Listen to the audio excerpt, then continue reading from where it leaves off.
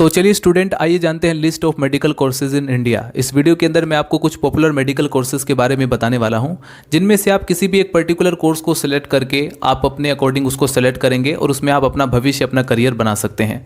तो इस वीडियो के अंदर मैं आपको उसके इसे डिटेल में बताने वाला हूँ कि आपको किसी एक पर्टिकुलर कोर्स को कंप्लीट करने के लिए, किसी अच्छे कॉलेज से कंप्लीट करने के लिए कौन सा एग्ज़ाम देना होगा।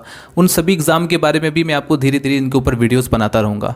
तो दोस्तों, यहाँ पर आपको जितने भी कोर्सेज दिखाई दे रहे हैं, इनमें से कुछ डिप्लोमा कोर्सेज हैं, कुछ ग्रेजुएट कोर्सेज हैं, और इन सभी कोर्सेज को अगर आपने कंप्लीट कर लिया, इनमें से आप किसी भी कोर्स को कंप्लीट करने के बाद आप किसी भी फील्ड में मेहनत करके उसके स्पेशलिस्ट बन सकते हैं। एग्जाम्पल के साथ, जैसे फॉर एग्जांपल आपने MBBS, bachelor of medicine and bachelor of surgery, इस डिग्री को आपने कंप्लीट कर लिया, जो कि एक ग्रेजुएट डिग्री है।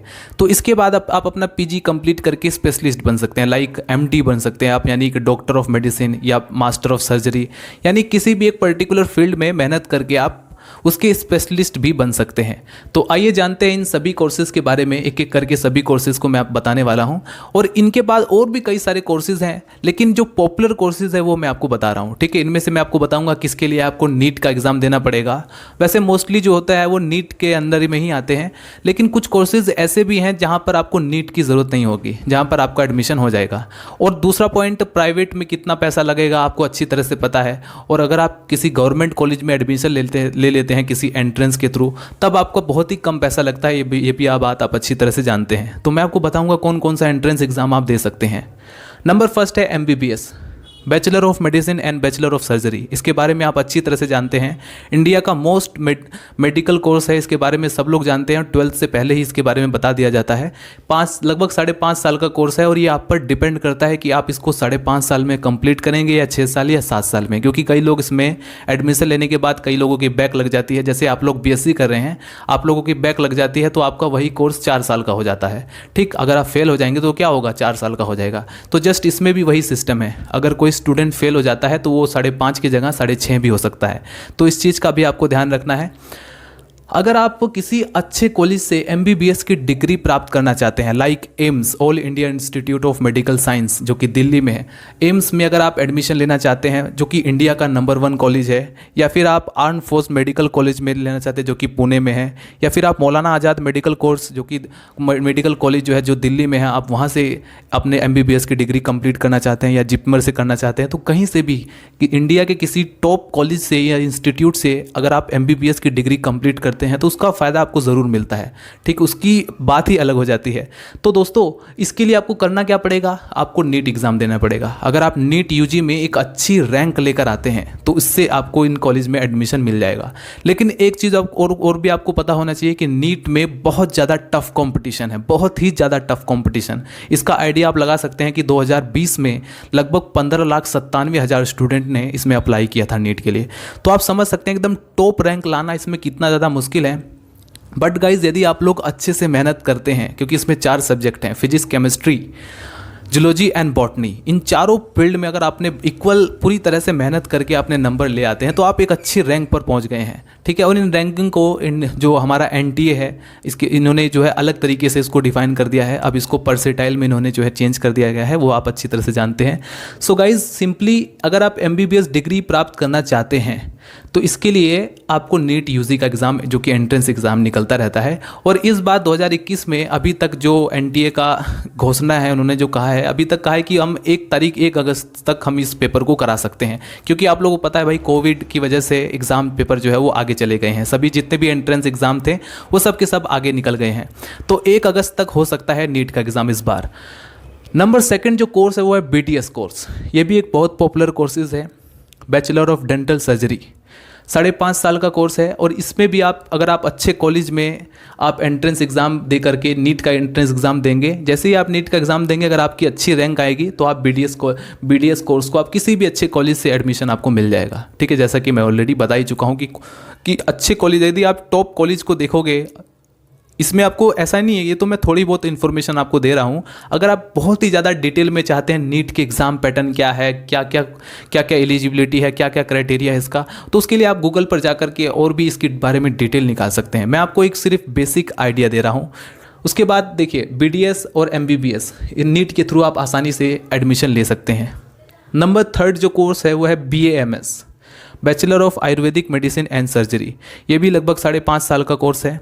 इसमें भी आप नीट के थ्रू भी जा सकते हैं और भी यूनिवर्सिटीज़ और कॉलेज होते हैं जो कि अपना एंट्रेंस एग्ज़ाम निकालती हैं। जैसे फॉर एग्जांपल KLE यूनिवर्सिटी है, ये all India entrance test conduct कराती है, या Assam CEE common entrance examination conduct कराती है।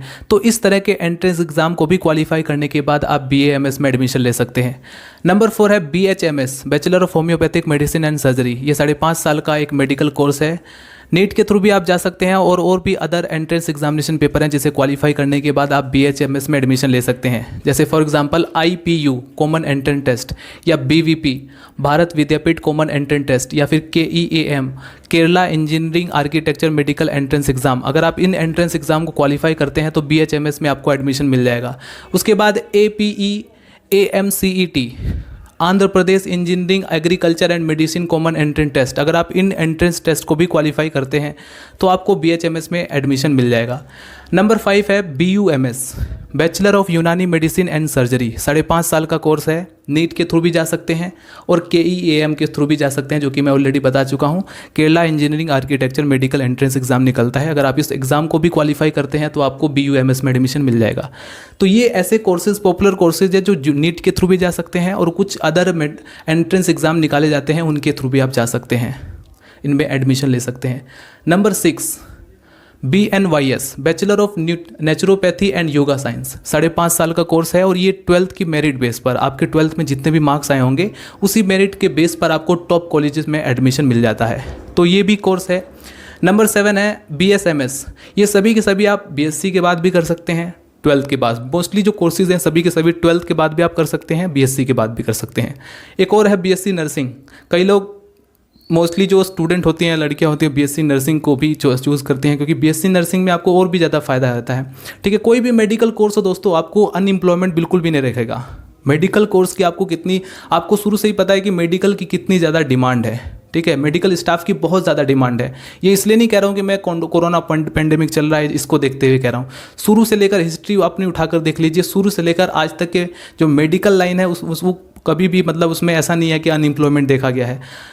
मैं आपको बताता हूँ, जैसे BSc नर्सिंग के कई सारे ऐसे स्टूडेंट हैं मेरे पास जो कि BSc नर्सिंग का कोर्स भी कर रहे हैं और साथ में जॉब भी कर रहे हैं। कहीं प्राइवेट सेक्टर, गवर्नमेंट सेक्टर, दोनों तरह के सेक्टर उनके लिए जॉब ऑफर निकालते हैं। जब सबसे ज़्यादा जो प्राइवेट सेक्टर होते हैं, पहली बात तो वही इनको ले लेते हैं, क्योंकि जैसे सपोज करो BSc नर्सिंग अगर कोई कंप्लीट करता है तो उसके बेस पर कई सारे गवर्नमेंट एग्जाम कंडक्ट कराती है जॉब ऑफर के लिए। तो दोस्तों जब जिसकी BSc नर्सिंग कंप्लीट नहीं होता है तो वो क्या करता है, वो प्राइवेट सेक्टर में चला जाता है वहाँ पर वो, ताकि वो अपनी फीस को जैसे फॉर एग्जांपल कोई प्राइवेट कर रहा है तो प्राइवेट में ज़्यादा फीस होती है, लगभग 1-1.5 लाख रुपए पर ईयर आपको पे करना पड़ता है। तो पर ईयर 1-1.5 लाख पे करना होता है, तो वो स्टूडेंट जॉब कर लेता है ताकि वो अपना खर्चा खुद ही उठा सके। तो BSc नर्सिंग में या ये अलग अलग जो मेडिकल कोर्सेज हैं उनको कर रहे हैं स्टूडेंट भी जो है प्राइवेट जॉब अपना करते हैं और साथ में अपना जो खर्चा होता है वो खुद ही उठाते हैं। ठीक है, ताकि आगे की भी ग्रेजुएट डिग्री जो है, ग्रेजुएट के बाद पोस्ट ग्रेजुएट जो डिग्री है उसको भी प्राप्त कर सकें। तो यानी कि मेडिकल लाइन के जो स्टूडेंट्स वगैरह हैं जितने भी हैं वो सब के सब खुद पर ही डिपेंड रहते हैं, सेल्फ डिपेंडेंट होते हैं। उसके बाद आप देखिए BSMS, बैचलर ऑफ सिद्धा मेडिसिन एंड सर्जरी, ये जो कुछ इंडिविजुअल यूनिवर्सिटीज़ होती हैं जो एंट्रेंस टेस्ट इसके लिए निकालती हैं, जिसका अगर आप यहाँ पर मैं आपको क्या कह रहा हूँ कि नॉर्मल एक नॉलेज दे रहा हूँ। अगर आप इसके बारे में डिटेल में जानना चाहते हैं, नीट एग्ज़ाम या किसी भी एंट्रेंस टेस्ट की एग्ज़ाम की आप डिटेल में चाहते हैं तो उसके बारे में आप गूगल कर सकते हैं। पूरी हिस्ट्री आपको निकल जाएगी कि कब कंडक्ट कराया जाता है और फिलहाल कोरोना की वजह से अभी कब कंडक्ट कराया जाएगा, भविष्य में सारी जानकारी आपको मिल जाएगी। BPT, बैचलर ऑफ फिजियोथेरेपी, 4.5 साल का कोर्स है। जिपमर के थ्रू भी जा सकते हैं, नीट के थ्रू भी जा सकते हैं और स्टेट लेवल पर भी कई सारे एग्जाम कंडक्ट कराए जाते हैं। तो इन एंट्रेंस एग्जाम जो कॉमन एंट्रेंस टेस्ट है इनको भी क्वालिफाई करने के बाद आप BPT में एडमिशन ले सकते हैं। तो नीट के थ्रू ये 8वां जो कोर्स आप देख रहे हैं, नीट के थ्रू भी आप इसमें जा सकते हैं। तो आप देखेंगे ओवरऑल ज़्यादातर जो कोर्सेज हैं, मेडिकल कोर्सेज जो पॉपुलर कोर्सेज है उसमें नीट के थ्रू आप ज़्यादातर जा सकते हैं। तो नीट में अगर आप जितनी अच्छी रैंक लाएंगे उसी के बेस पर आपको ये कोर्सेज ऑफर किए जाते हैं। ठीक है, और उतने ही अच्छे आपको कॉलेज मिलेंगे।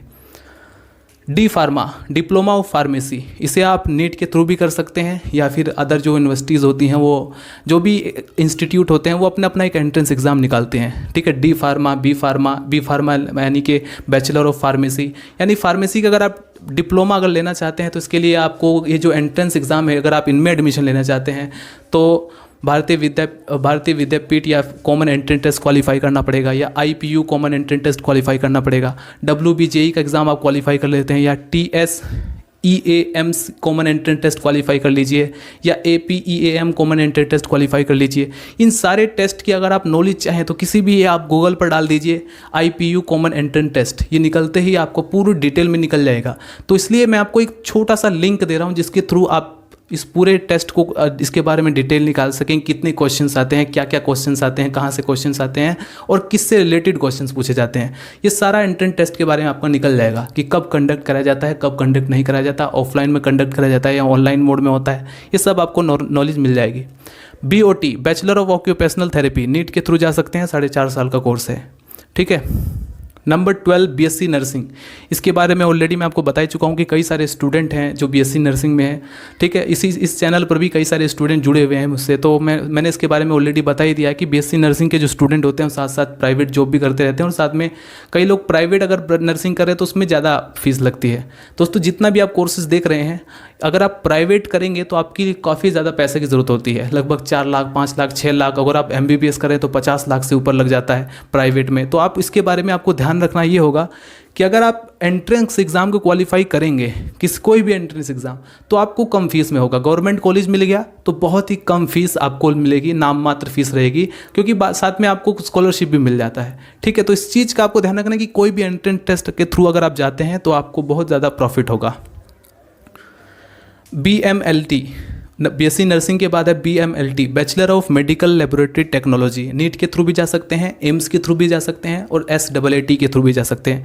इन एग्ज़ाम को क्वालिफाई करने के बाद आप BMLT में एडमिशन ले सकते हैं। उसके बाद ये जो आप देख रहे हैं जितने भी एग्जामिनेशन पेपर है, KEAM के थ्रू, OJE मेडिकल के थ्रू भी, या KCET एग्ज़ाम के थ्रू भी आप जा सकते हैं इस BMLT में, या फिर UGET के एग्ज़ाम क्वालिफाई करने के बाद भी आप इस मेडिकल कोर्स में एडमिशन ले सकते हैं। DHMS diploma of homeopathic medicine and surgery 4 साल का कोर्स है, और इसको भी मैंने आपको कहा है कुछ इंडिविजुअल यूनिवर्सिटीज़ होती हैं जो इस तरह के एग्ज़ाम को कंडक्ट कराती हैं। तो प्राइवेट भी कर सकते हैं, गवर्नमेंट भी कर सकते हैं। बस ये कि अगर आप एंट्रेंस के थ्रू जाएंगे तो आपको ज़्यादा प्रॉफिट होगा, आपकी जो फीस है वो बहुत ही कम हो जाएगी, ठीक है। गवर्नमेंट कॉलेज मिलता है तो और भी कम हो जाएगी, ठीक है। तो दोस्तों ये था list of medical courses in India. अगर आपको कोई भी डाउट हो तो आप कमेंट कर सकते हैं। मिलते हैं नेक्स्ट वीडियो में। Bye bye, Tata.